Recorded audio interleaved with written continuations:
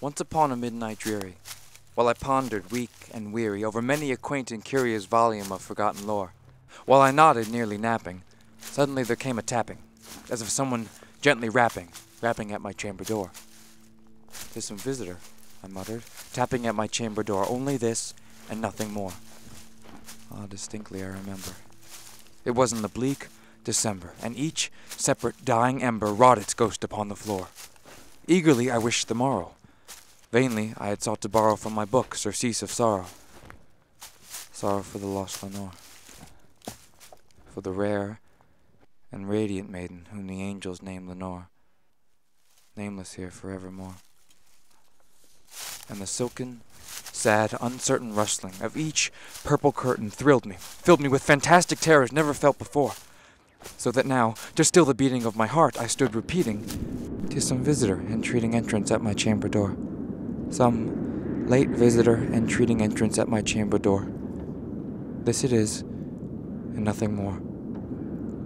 Presently, my soul grew stronger, hesitating then no longer. "Sir," said I, "or madam, truly your forgiveness I implore. But the fact is I was napping, and so gently you came rapping, and so faintly you came tapping at my chamber door, that I scarce was sure I heard you." Here I opened wide the door. Darkness there, and nothing more.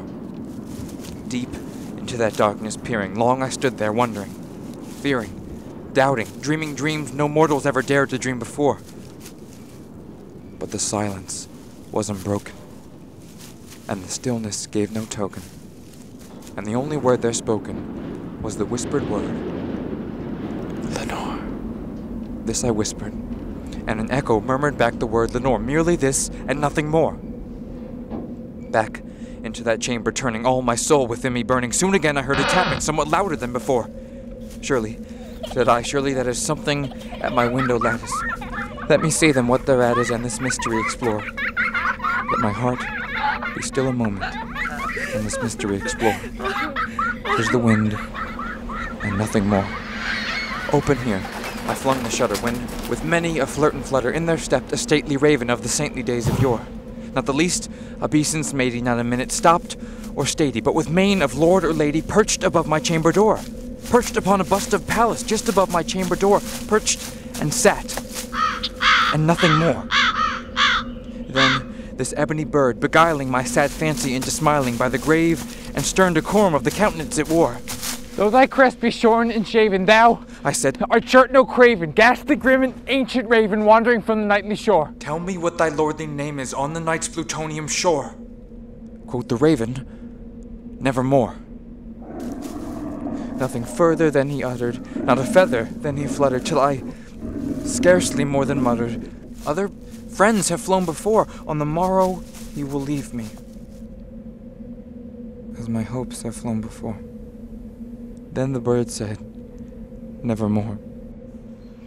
Startled at the stillness broken by reply so aptly spoken, "Doubtless," said I, "what it utters is its only stock and store, caught from some unhappy master, whom a merciful disaster followed fast and followed faster, till his songs one burden bore, till the dirges of his hope that melancholy burden bore of never, nevermore." But the raven, still beguiling all my fancy into smiling, straight I wheeled a cushioned seat in front of bird and bust and door.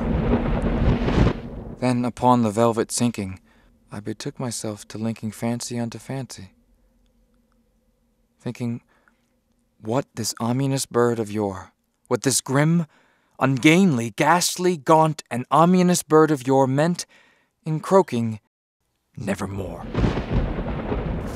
Then methought the air grew denser. Perfume from an unseen censer swung by seraphim whose footfalls tinkled on the tufted floor. "Wretch! I cried, Thy God hath lent thee, by these angels he hath sent thee respite, respite and nepenthe from thy memories of Lenore. Quaff, oh quaff this kind nepenthe, and forget this lost Lenore!" Quoth the raven, "Nevermore."